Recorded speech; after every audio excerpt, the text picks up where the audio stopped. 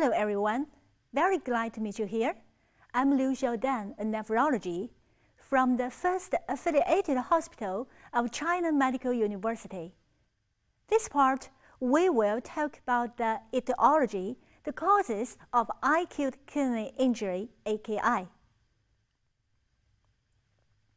There are numerous potential causes of AKI. Classification of AKI includes pre-renal AKI, acute post-renal obstructive nephropathy, and intrinsic acute kidney diseases.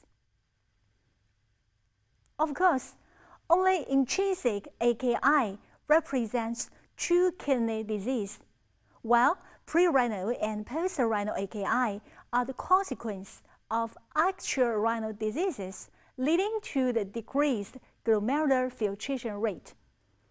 If these pre- or post-renal conditions persist, they will eventually evolve to renal cellular damage. That is the intrinsic renal disease. Here, I have two cases for you, and please think about the causes for their AKI, hoping you could give the answer later. Case 1, about a girl who got AKI after foreign travel. Case 2, a pneumonia patient with rising creatinine. Pre-renal AKI occurs because plasma flow and intraglomerular pressure are inadequate to maintain filtration capacity. Renal hypoperfusion leads to a decreased glomerular filtration rate as an adaptive response to various actual renal insults.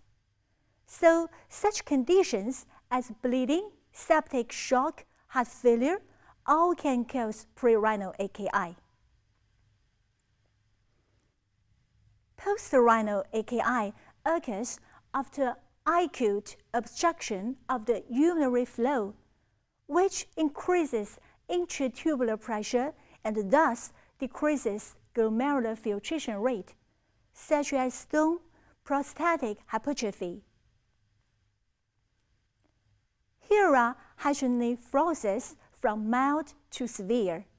It's very important for patients to quickly find out the possible causes and relieve the obstruction. Here comes the question for case 1. Which of the following is the most possible cause of the patient's acute kidney injury? You can stop the video now and review the case before. It's not difficult, right? Here we go. The answer is pre-renal AKI. Do you agree with me? First, according to the patient's previous physical health, no anemia, and sudden onset of renal dysfunction support the diagnosis of AKI. Second, she had symptoms of nausea and vomiting, decreased blood pressure, and indicating there was a possibility of dehydration. So, pre-renal AKI is the most possible answer. The question for case 2. Which test should be performed first to determine the diagnosis? Do you have the answer? Yes, it's C. Collect the clues from the case. The history of benign prostatic hyperplasia and physical check found suprapubic fullness. So the patient may have a post-renal AKI.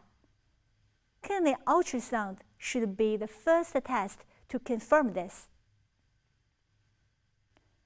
After discussing the causes of pre- and post-renal AKI, let's look at the intrinsic renal AKI. There are a wide variety of injuries that can occur to the kidney.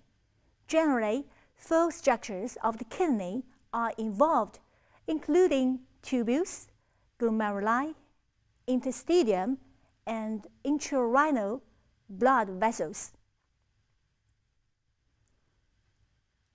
Acute tubular necrosis ATN is the term used to designate AKI resulting from damage to the tubules. It's the most common type of intrinsic kidney injury. Acute interstitial nephritis occurs due to an allergic reaction to a variety of medications or an infection. AKI from glomerular damage occurs in severe cases of acute glomerular nephritis. AKI from vascular damage occurs because injury to intrarenal vessels decreases renal perfusion and diminishes GFR. Let's talk about it one by one.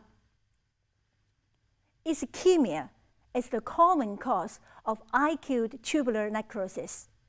Basically, all the causes of prerenal failure, such as hypovolemia, hepatorenal syndrome, all can cause ATN. Nephrotoxic damage is the other common cause. Endogenous, such as myoglobinuriria, can be seen in some clinical cases of overexercise, crush injuries.